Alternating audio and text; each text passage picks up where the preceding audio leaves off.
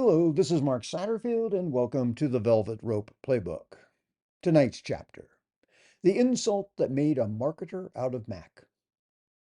Let me take you back to the golden age of mail order marketing, when every kid in America wanted two things: a jetpack and not to get sand kicked in his face at the beach. Enter Charles Atlas, the man, the myth, the original before and after guy. Atlas was a bodybuilder turned marketer who managed to turn humiliation into one of the most profitable emotions in human history. And he did it with one ridiculous little cartoon. Picture this: it's the 1960s. You're eating sugary cereal, reading a Superman comic, and suddenly, bam, there's a scrawny kid named Mac. He's with his girlfriend at the beach. A muscle-bound gorilla of a man kicks sand in his face. The girlfriend says, "Oh, Mac, you're such a weakling." And Mac just takes it. Then the caption hits: The insult that made a man out of Mac. Every 10-year-old boy in America drops his spoon. Wait a second, he thinks. That's me. And right there, in 7 cartoon panels, Charles Atlas discovered the secret to eternal direct response glory. Identify shame, build it into rage, and offer a solution for the simple price of a stamp or a click. But you have to act now. Atlas didn't sell weights or even exercise. Egad, the cartoon was just 7 panels long. No sweating in the gym, no muscle pain the next morning, no shortness of breath. Hard work of exercise? No one really wants to do that. Well, my friend Hank does, but he's kind of weird. But even more than looking jacked, Atlas realized that what his customers really wanted wasn't just muscles, it was redemption. So every sale, deep down, is someone trying to unlive a mildly traumatic middle school experience. And the ad always ended the same way: send for this free book. That was his funnel. No pixels, no landing pages, just an envelope and a stamp. And yet, somehow, that ad has outconverted most Facebook ads that run today. You mailed away for the free book, and 2 weeks later, your mailbox held a small brochure that smelled faintly of printer ink and a lot of promise. Then came the upsell: the $30 dynamic tension course. Atlas didn't just sell a workout, he sold belonging to a secret brotherhood of men who no longer feared beaches or girlfriends with judgmental eyebrows. He was running an identity based subscription funnel before CRM was even invented.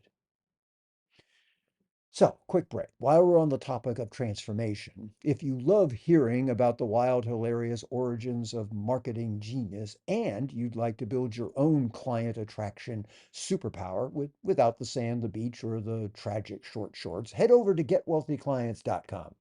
And when you're there, you'll find my best-selling books, my private vault of trainings, and a ridiculous amount of free stuff that'll have you marketing flexing like Mac on panel 6. Seriously, it's like the Atlas course for your business, but with fewer push-ups and much better fonts. Okay, back to our hero. Let's be honest, the ad is hysterical. Mac's transformation happens at warp speed. One moment he's shaped like a breadstick, and the next he's tossing bullies like beach towels. His girlfriend instantly switches from "Ugh, Matt" to "Oh, Mac," faster than crypto market corrections. But here's the secret: the humor made it safe to buy. If Atlas had said, "Do you hate yourself? Send me money," no one would have mailed a dime. But wrapped inside a comic strip, humiliation becomes entertainment. We could laugh with Mac and secretly whisper, "I should probably start doing some push ups." It's the oldest magic trick in persuasion: make people laugh just long enough that they forget you're selling them something. Now, what kills me is how dramatic this comic was. A little sand hits Mac's leg, and suddenly he's embarking on a 12-week hero's journey of vengeance. That's not an ad, it's actually a Greek tragedy set in Coney Island. But that's exactly why it worked. When we're embarrassed, we don't want minor improvement, we want cinematic justice. We want to emerge from the locker room to the sound of trumpets while everyone who doubted us politely faints. Atlas sold that moment. Not abs, but applause. Now imagine Atlas with modern tools. Every time you click submit, you get an email. Subject, still getting sand kicked in your face? Body. Don't be Mac 2.0. Let's fix this. Then a retargeting ad would follow you everywhere. A smug, shirtless bully sipping a pina colada. Atlas would have owned Facebook.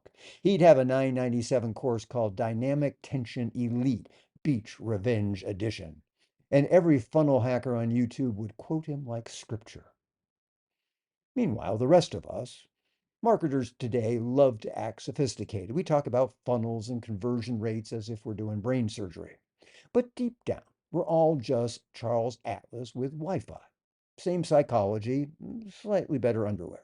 The modern three-step plan is exactly the same. One, make the prospect feel slightly inadequate. Two, offer hope, maybe abs. Three, collect emails instead of mailing addresses. Boom, Atlas 2.0. Every market has its version of the sand kick. For a financial advisor, it's watching another advisor land the billionaire client while you're stuck explaining IRAs to someone's uncle.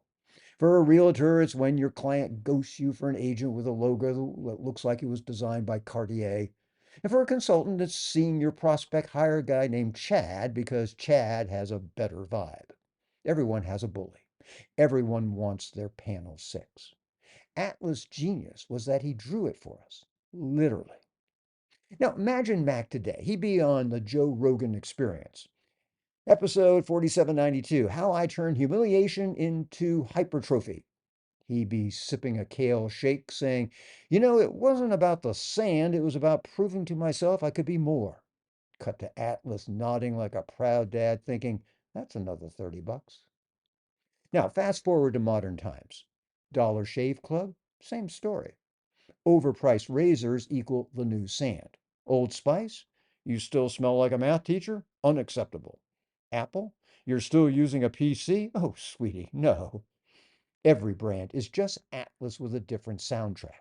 The formula never changed. Pain, humor, redemption, purchase. We've simply upgraded from comic panels to TikToks. What made Atlas a genius wasn't his muscles, it was his empathy.